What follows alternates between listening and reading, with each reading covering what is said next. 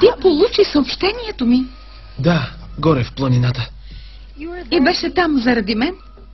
Бях. Но ти не беше. Лиам, аз идвах при теб.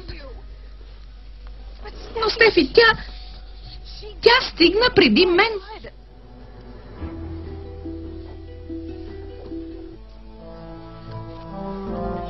Хоуп, защо дойде в Аспен? За да ти обясня. Да се извиня, че прекалих тогава. Да ти кажа, че си искам пръстена. Боже, ти си женен сега. Толкова неща трябваше да ти кажа, когато имах шанса. Ти трябваше да бъдеш на първо място, а не беше, и толкова съжалявам. А аз те помолих нещо, да ускорим сватбата. Можеше да го направиш, но ти не го направи. Сбърках, Лиам. Не знам какво искаш да кажа. Слушах всички, вместо да следвам сърцето си. И една глупава кампания застана между нас. Аз исках само да се оженя за теб. Само това исках. И когато ти скъса с мен, аз превъртях. Това ме разкъсваше. И ти го направи по телефона. Признавам, че постъпих лошо. Затова отидох в Аспен, за да ти обясня, да ти кажа, че направих огромна грешка и че не трябваше да си отивам от теб.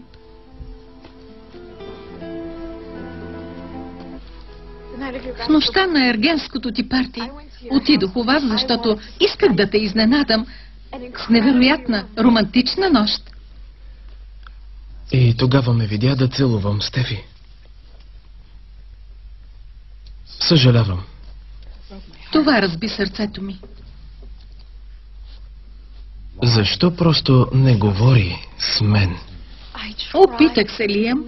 На другия ден, още щом разбрах, че се държа детински, отидох у вас да говорим. И на кого попаднах? На Стефи. Тя беше с моя пръстен на ръката.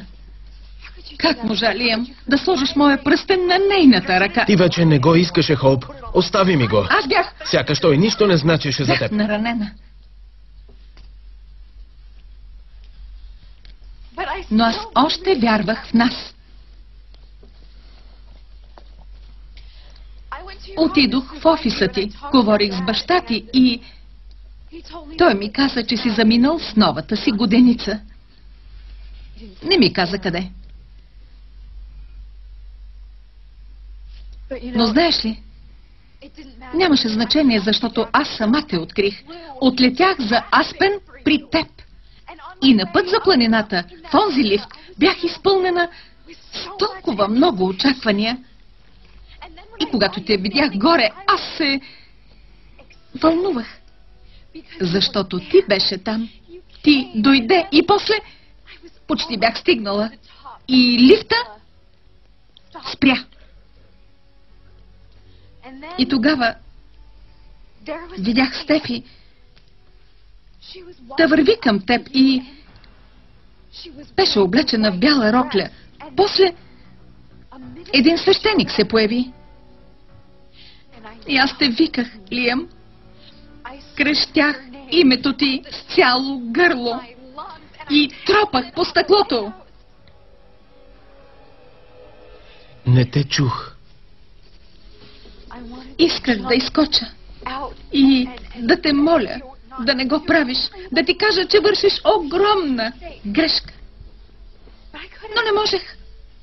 Бях заклещена. Нищо не можех да направя. Докато Стефи се омъжваше за мъжа, когото обичам.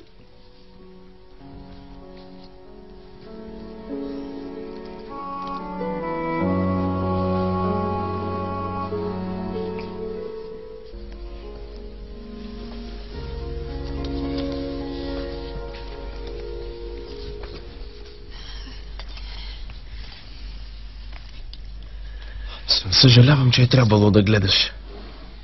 Изгарящ спомен. Не знаех, че си там. Ако бях стигнала по-рано,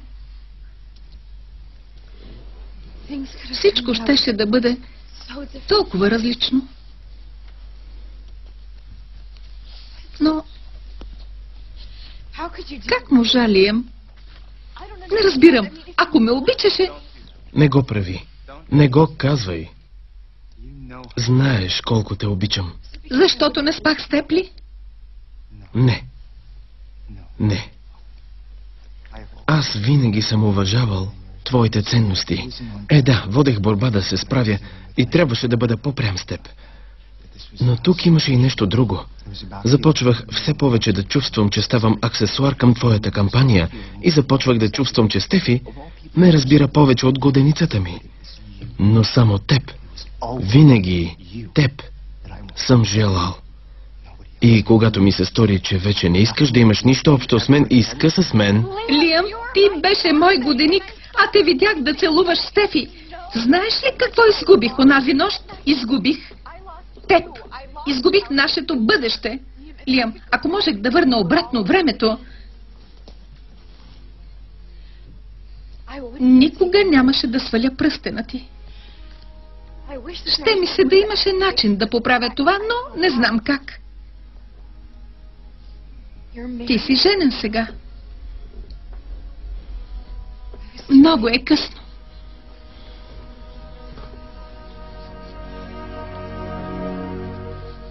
Защо не дойде по-рано? Дойдох след сватбата ти. В нощта на партито ви дойдох у вас и попаднах на Стефи отвън. Казах й, че всичко ще ти обясня и няма да си тръгна, докато не чуеш истината.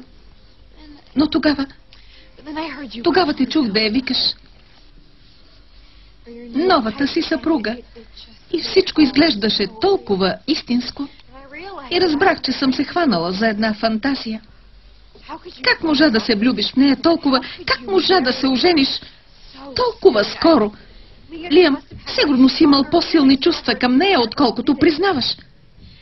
И трябва да знам нещо.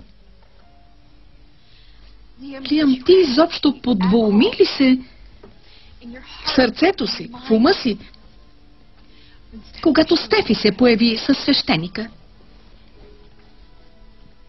Бях изненадан.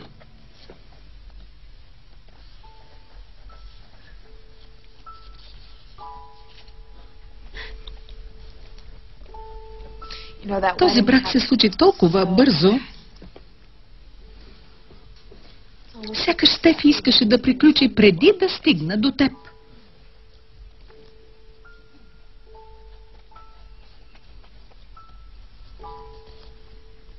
Мислиш ли, че е знаела, че си там?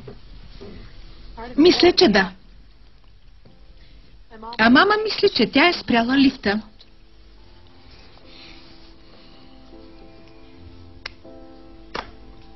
Не знам какво да кажа на това, Хоуп. Наистина ли вярваш, че може да го направи?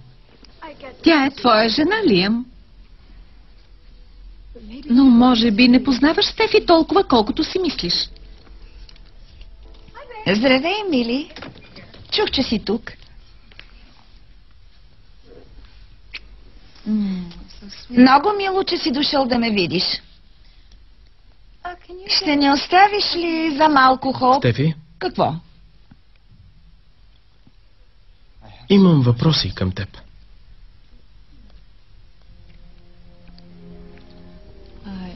Всичко наред ли е? Знаеш ли, че Хоуп е била в Аспен? Имаше ли представа, че се е качвала горе при мен? Лиам, аз мислех само за... Не, слушай, чуй ме. Имаш ли нещо общо с спирането на лифта? Но защо? Кажи, че не се ожених за човек, който би направил това. Кажи, че церемонията беше обвързване между двама души и нищо друго. Защото ако е било... Ако ти си затворила Хоуп вътре в онзи лифт, не само тя е била в капан.